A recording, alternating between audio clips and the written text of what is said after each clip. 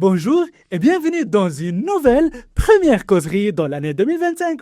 On est là aujourd'hui avec Monsieur Souleymane Guizé. Bonjour Souleymane. Bonjour Mohamed. Ça va bien? Ça va super bien, je suis très content d'être là. Mais vous êtes les bienvenus. Alors, Souleymane, effectivement, est le président du conseil d'administration du Carrefour Jeunesse Emploi Bourassa Sauvé.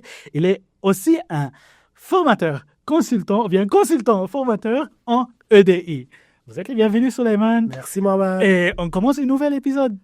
Super. Est-ce que t'es prêt? Ouais, ça fait plaisir d'être là. Oui, je suis prêt. Super. Alors, on commence par une note à noter notamment. Une note à noter notamment est un tableau que nous donnons à nos invités pour qu'ils partagent avec nous une citation, une phrase qui leur appartient. Ça, c'est à vous. Parfait. Et dans ce temps-là, je vais vous introduire Souleymane. Alors, pour son parcours professionnel, Souleymane est un consultant et formateur en équité, diversité et inclusion, EDI.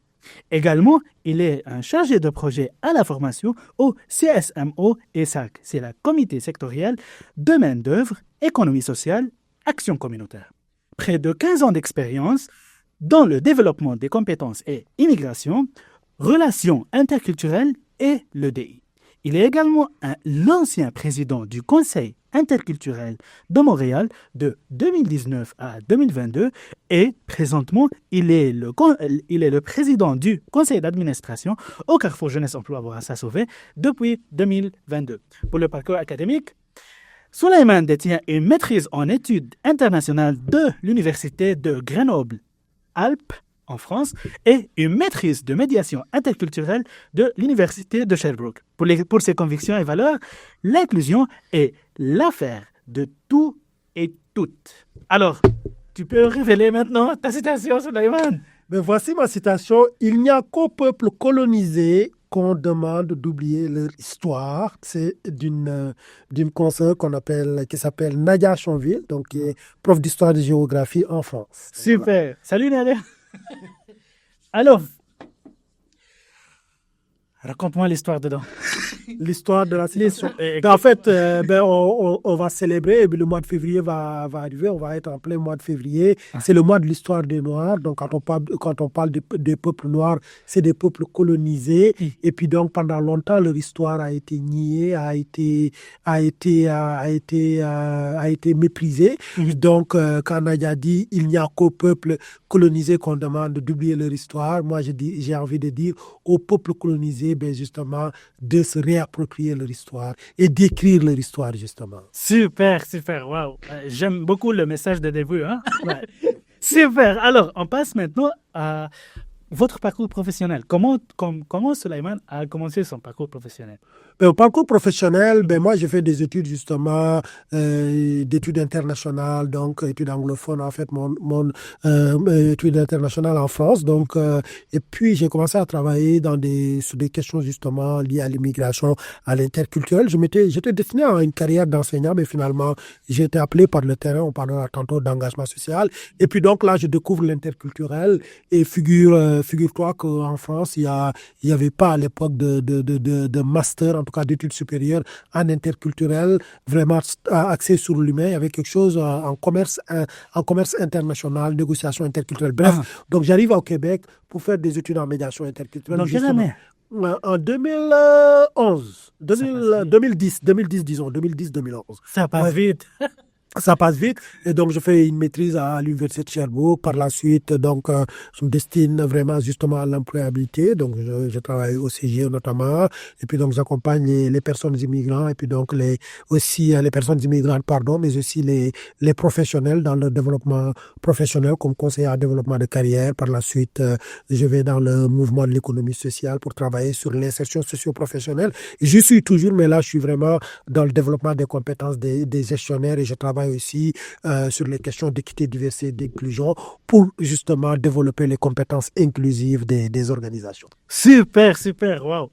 Vous avez mentionné maintenant, comme tantôt, le mois de l'histoire des Noirs qui commence en février.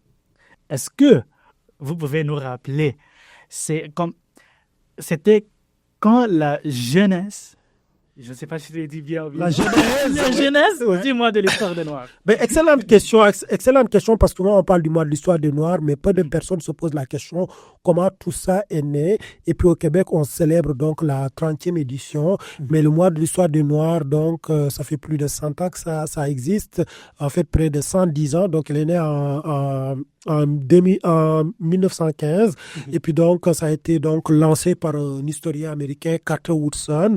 À Chicago, en 1915, on célébrait, donc on commémorait le 50e anniversaire de l'Emancipation Proclamation, donc aux États-Unis. Et là, Woodson donc dit que c'est un prétexte parce qu'il avait fait quand même, il est doctorant en histoire, donc il a un doctorat en histoire, et puis il se rend compte que l'histoire des Noirs est quasi absente des manuels scolaires des États-Unis, mais aussi est juste inexistante.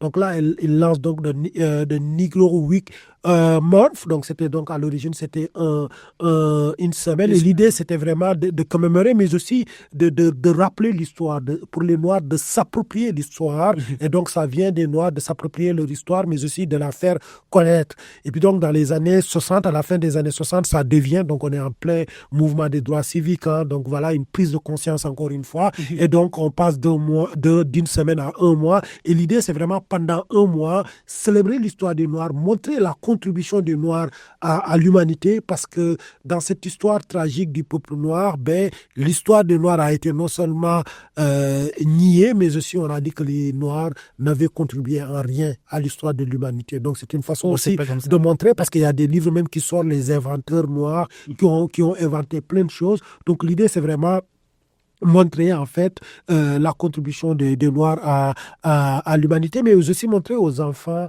surtout aux enfants racisés, qui ils sont, et puis donc leur rendre fiers de qui ils sont, mais aussi les montrer des figures, hein, des figures sur lesquelles, parce qu'on sait que avoir des figures, des références, ça aide beaucoup. Donc c'est ça le mois de l'histoire des Noirs. Donc ça remonte en 2015, donc ça fait quand même, en 1915, ça fait 110 ans qu'on le célèbre, et puis donc au Québec 30 ans, et puis donc partout maintenant dans le monde c'est célébré, en Europe, en France, ou en Grande-Bretagne, dans le Canada anglais, aux États-Unis bien évidemment, et même en Afrique maintenant. En Afrique, j'entends parler souvent de Black History Month, donc ça fait plaisir de voir que ça SM, et puis c'est toujours important de continuer de le célébrer. Absolument. Je veux te demander une question. Pourquoi c'est en février? Pourquoi c'est en février? En fait, c'est une excellente question. En fait, le mois de l'histoire des Noirs est célébré en février par Carter Woodson a choisi le mois de février pour, en fait, coïncider le mois de l'histoire des Noirs avec l'anniversaire de deux figures emblématiques incontournable dans l'histoire des Noirs. Le premier, c'est Abraham Lincoln. Il n'est pas noir, il est blanc, mais c'est lui donc qui a aboli l'esclavage. Donc après la guerre de sécession américaine, en pleine guerre de sécession, l'esclavage était l'enjeu principal en fait. L'esclavage en tant que donc la dimension économique de l'esclavage en fait, et aussi un certain Frederick Douglass. Frederick Douglass est un abolitionniste noir, donc qui est un esclave et puis donc qui s'est libéré et puis donc qui a étudié en autodidacte et puis donc qui s'est engagé dans l'inclusion justement des personnes noires, dans l'intégration des personnes noires dans la société américaine. Donc Frederick Douglass, Abraham Lincoln sont les deux figures qui quand même justifient en fait la célébration du mois de l'histoire du Noir en plein hiver. Donc en plein hiver, mais ça vaut le coup quand même, hein, ça vaut le coup de se réchauffer avec donc de beaux textes de l'histoire des l'histoire des Noirs. Absolument, absolument. Donc, ok, on a parlé de la Genèse, on a parlé c'est en février. Mais c'est quoi l'importance de continuer à célébrer cette occasion? Mais en fait, l'importance, en fait, comme on dit, l'histoire des Noirs n'a pas été une histoire tranquille. Hein. Ça a été une histoire tragique avec l'esclavage, en fait, 4 siècles d'esclavage, des millions de personnes mortes, et puis donc la négation en fait de l'humanité. Donc c'est la première, je pense, pour parler des génocides, en tout cas, c'est tragique. Et ça a commencé par le génocide des premiers peuples, parce que les premiers peuples qu'on a génocidés, et puis après, on est allé chercher la force des Noirs pour les utiliser. Donc une histoire tragique, une histoire niée, parce qu'après l'esclavage, il y a eu la colonisation, donc la colonisation, que ce soit en Afrique, en Asie, et là aussi, c'est la domination des peuples par d'autres peuples. Et puis donc, dans cette domination-là, on nie l'histoire déjà, on ne raconte pas l'histoire, on ne raconte pas comment les Noirs justement, on a utilisé les Noirs pour développer, en fait, des pays. On sait que des villes comme Nantes ou des villes comme en Angleterre, j'ai oublié lesquelles, se sont vraiment développées grâce à l'esclavage. Donc, c'est expliquer tout ça, expliquer justement, mais aussi expliquer la contribution des Noirs, magnifier donc les Noirs dans l'histoire, mais aussi expliquer l'origine des Noirs. Il y a le livre de Cheikh Anta Diop, Nation, nègre et culture, qui explique que l'Égypte, en fait, était noire. Et tout ça, c'est vraiment important pour les jeunes, justement, les jeunes noirs, se donner une identité, mais aussi être fiers. Et ça permet leur développement professionnel, en fait, leur développement Absolument. aussi humain. Donc voilà, Absolument. d'où l'importance. Ça fait plus d'un siècle que ça existe et je pense que c'est pas pour rien qu'on le retrouve partout maintenant. Je pense que même en Amérique latine, dans les communautés noires, c'est célébré. Je pense que c'est quelque chose qui est très important pour le peuple noir, justement. Super, super. C'est comme vous le dites, effectivement, c'est de où on vient pour savoir de où on y va. What, if you want to know where you want to go, so you should know your history, comme disent les Anglais. Je pense que c'est ça. C'est Bob Marley qui dit, donc voilà. C'est bien, tu l'as bien dit. Alors, on a parlé de ça, mais comme formateur en EDI, comment on peut faire le lien entre l'EDI et le mois de l'histoire des Noirs? Excellente question, excellente question. Excellente Et question. j'adore cette question. En fait, l'EDI a une origine. L'EDI est intimement lié à l'histoire des Noirs. L'EDI naît avec donc l'abolition de l'esclavage en 1965. En 1865, c'est les premières, en fait, les premières initiatives d'EDI avec la Reconstruction Act. Et puis donc, il y avait une autre loi qui était passée. Et donc, l'EDI a comme origine l'histoire des Noirs, l'abolition de l'esclavage. Après, ça va être tué dans l'œuf. Dès que les premières initiatives ont commencé, ça va prendre pratiquement un siècle. Donc, au mouvement avec le mouvement des droits civiques, mais aussi les décolonisations africaines, que l'EDI va revenir. En fait, on va assister à une deuxième phase de l'EDI. Et là, il y aura des lois, surtout axées sur l'emploi, loi d'accès à l'égalité en emploi, parce que justement, les Noirs étaient discriminés sur le monde de l'emploi. Donc, l'EDI va évoluer comme ça, et puis donc, ça va prendre... Ça continue, ça continue, ça va évoluer. Dans les années 80, l'EDI va être lié beaucoup à l'interculturel. Pourquoi? Parce qu'il y a la mondialisation, il y a même avant la chute du mur de Berlin, et là, l'EDI revient en force. Et l'EDI revient en force avec quoi? Avec le cas de George Echaquan, mais surtout aussi George Floyd, qui a été donc littéralement assassiné devant tout le monde par un policier blanc. Donc l'EDI est intimement lié donc à l'histoire des Noirs, mais aussi à leur lutte. À chaque fois que l'EDI prend forme, à chaque fois qu'il y a une prise de conscience, c'est que les Noirs sont au cœur, en fait, des enjeux. Et on l'a vu avec, comme j'ai dit, George Floyd. Avant, c'était le mouvement de l'histoire avant, c'était le mouvement des droits civiques. Avant, c'était l'esclavage.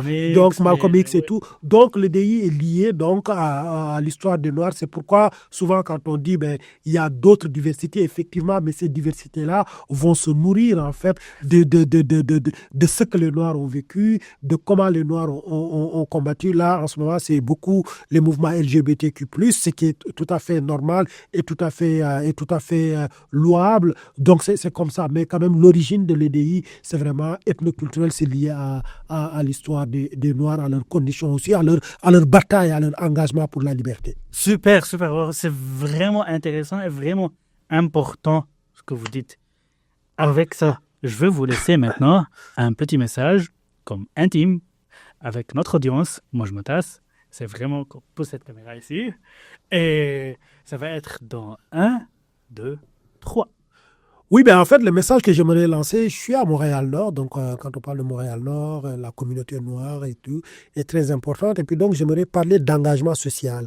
L'engagement social, pourquoi? Il y a 2 ou 3 jours, j'étais au cégep, dans un cégep de Montréal, où justement, je parlais aux jeunes sur l'importance de l'engagement.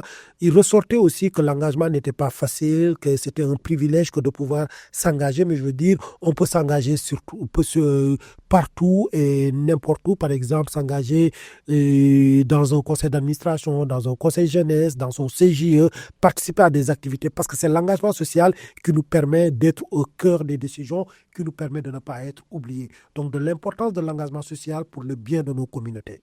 Super, wow! Engagement social est le mot qui est ici. Le mot clé ici.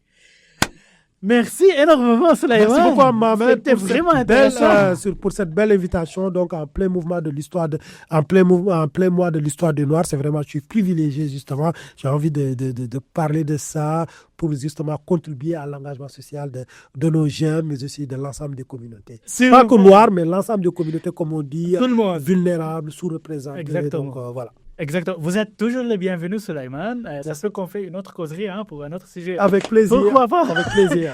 Avec ça, vous êtes toujours les bienvenus. Et effectivement, tous les remerciements à vous, notre audience. N'oubliez pas de partager notre contenu, de voir vraiment qu'on prépare un contenu de qualité avec des personnages comme Souleymane, des personnages intéressants et qui contribuent vraiment à cette société.